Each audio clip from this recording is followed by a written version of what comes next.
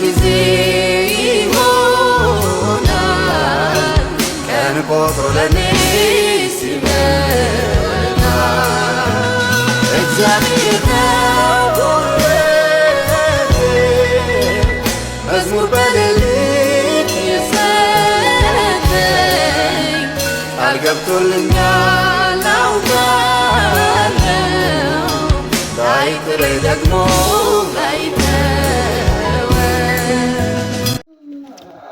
እግዚአብሔር ይፈጽመዋል። እግዚአብሔር ዛሬም ድምፁን እየላከ ነው። ዛሬም እያንኳኳ ነው። ለእኔም ለእናንተም ዛሬም እያንኳኳ ነው። ስለዚህ እንነሳ። በምን እንነሳ? በጾም በጸሎት ህይወት እንነሳ።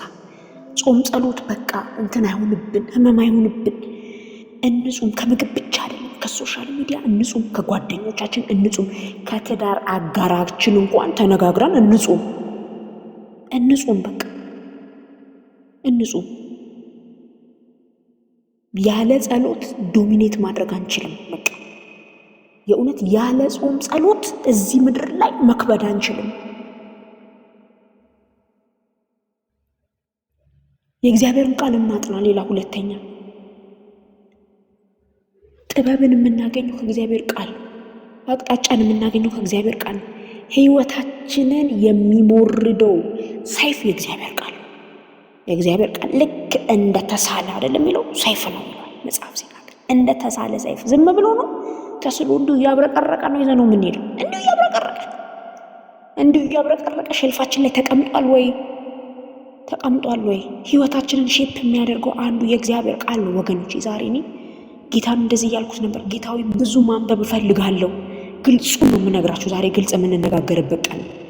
ማንበብ እፈልጋለሁ ጌታዊ እባክህን አይምሮዬን በማንበብ ጥመደው እያልኩ ስጸልይ ነበር። ጥመደኝ በቃ ህይወቴ አስቸግሮኛል ጌታ ሆይ። ስጋዬ አስቸገረኝ። ስጋ ሲያስቸግር ይቆረጣል። ቁርጥ አድርጉት።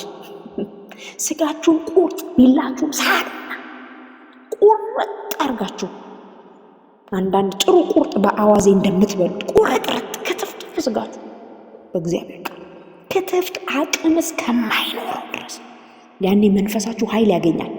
የእግዚአብሔር መንፈስ በእናንተ ውስጥ ኃይል እንዲያገኝ ከፈለጋችሁ ስጋችንን ልንቆራርጠው ይገባል። ስጋችንን መቁረጫ መንገድ አንዱ የእግዚአብሔር ቃል። መጽሐፍ ቅዱስ ሰይፍ ብሎ የሚጠራው የእግዚአብሔርን ቃል ስለሆነ ጾምና ጸሎት ስጋችንን የምናደክምበት መንገድ፣ ደክም የምናደርግበት መንገድ። በጣም ብዙ የሚፈልገው ነገር አለ። ነፍሳችን በጣም አሁን የምታስጨንቀን ነገር ብዙ ነው። በዚህ ስቴብል ባልሆነ ዓለም ውስጥ፣ በዚህ ኮራፕትድ በሆነ ሰውነት ውስጥ ነፍሳችን በጣም ታስጨንቀን። እናንተ ላይ ብቻ አይደለም፣ ዳዊትም ተጨንቋል ስለ ነፍሱ። ተይኝ በቃ አላት። ነፍሳችንን ተይኝ የምንልበት አንዱ መንገድ ጾም ጸሎት ነው። ተይኝ፣ ዝም በይ፣ ጊዜ አለ፣ ምን ችግር አለ ይለናል ስጋችን። ችግር የለውም አሁን ይሄ ቢያልፍ ምን በቃ በኋላ ታደርገዋለህ፣ ችግር የለውም። እግዚአብሔር ባህሪ አምላክ ነው፣ ይሰጣል ጊዜ ሲዝን። አይ በፍጹም ጸሎትና ጾም ግድ ነው። የእግዚአብሔር ቃል ግድ ነው። ቅድስና ግድ ነው። የህይወታችን በጣም ትልቁ ሰክሰስ፣ ትልቁ ድል ቅድስና ይባላል። ያለ ቅድስና በፍጹም እግዚአብሔር ፈገግ ሊል አይችልም። ከእናንተ ጋር ጉዳይ የለውም። እግዚአብሔር ቅዱስ ነው። በቃ በቅድስና ነው ድል የምናገኝ። እየተቀደሰ ከብዙ ነገር ልንቀደስ ይገባናል። የክርስቶስ ደም አለልን፣ ተሰጥቶናል፣ ይቀድሰናል። በየዕለቱ መቀደስ አለብን። አንድ ሰው ሲናገር እንደዚህ ያለ የአሜሪካ ቤት እናትና አባቶች፣ አሜሪካ ኦር አውሮፓ እናትና አባቶች ልጆቻቸው ሲያጠፉ አይገርምም ምናምን ብለው ነው ስቀው የሚያልፉት። አይገርምም እንደዚህ ያለኝ እኮ ብለው ነው። የኛ የአፍሪካ ወላጆች ግን አለ ምንም ሳናደርግ ይቀውሩናል በየቀኑ አለና እና አንዴ ግራ ገባኝና ቤተሰቤን አለ ምን አድርጌ ነው ዛሬ አሁን የተመታሁት ስል ጀስቲን ኬዝ አለችኝ አለ እናቴ። ጀስቲን ኬዝ ኢየሱስ ያድናል። ጀስቲን ኬዝ ያለን ሰውነታችንን መምታት አለብን።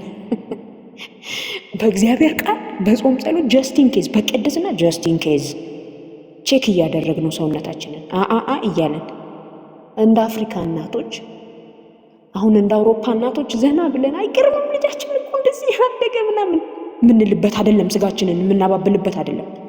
ጀስት ኢን ኬዝ እያለን የምንቀጣበት ጊዜ ነው። ጀስት ኢን ኬዝ ስጋችን በቀደሰና ሊቀጣ ይገባል። የመጨረሻ ይህን ተናግሬ የሚጨርሰው ፍቅር ታይምስ ዜሮ እንዳይሆን ህይወታችን፣ አገልግሎት ታይምስ ዜሮ፣ የሆነ ነገር ታይምስ ዜሮ፣ የሆነ ነገር ታይምስ ዜሮ እንዳይሆንብን፣ ጸሎት ጾም ታይምስ ዜሮ እንዳይሆን። ፍቅር ግን አለ ከሌለኝ አለ ጳውሎስ ምንም ከንቱ ነኝ። ተባረክልኝ፣ ከንቱ ነኝ።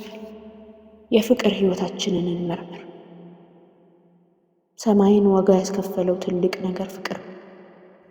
መጽሐፍ ስለ ጌታ ፍቅር ሲናገር ዓለሙን እንዲሁ ወዷል፣ ምን እስኪያደርግ አንድያ ልጁን እስኪሰጥ ይላል።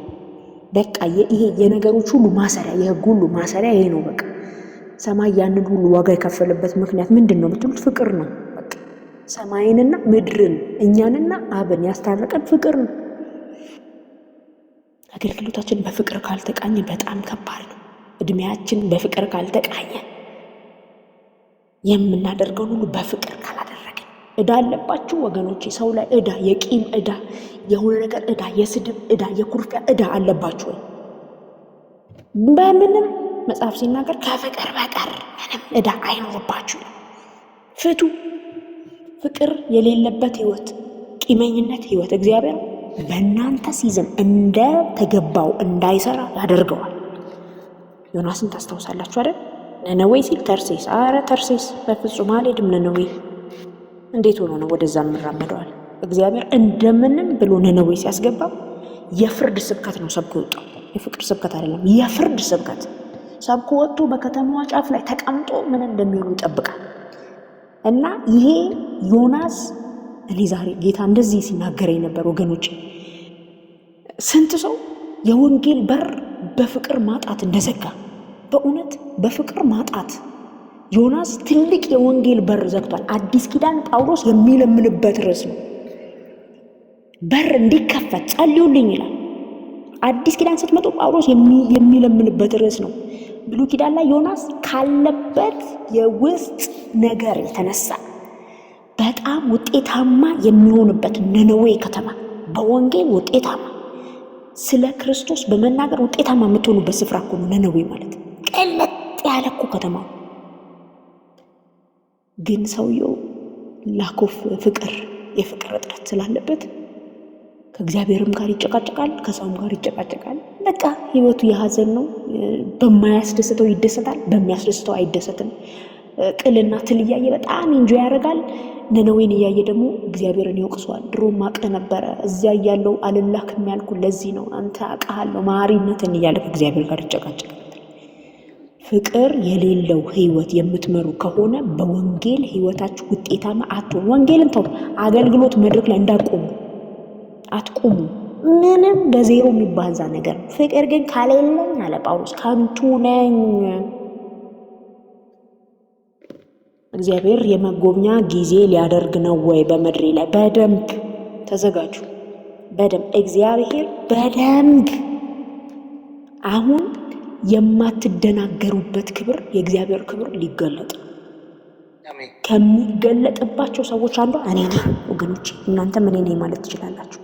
ስለዚህ ዛሬ ጌታ እንደዚህ ብየዋለሁ፣ እንደምትመጣ እያሰብኩኝ በጸሎት ህይወት፣ በቅድስና ህይወት፣ በጽድቅ መመላለስ እንድጠብቅ እፈልጋለሁ ብየዋል። እፈልጋለሁ። ስለዚህ እርዳኝ። ይህንን ነው ያልኩት ዛሬ፣ እርዳኝ።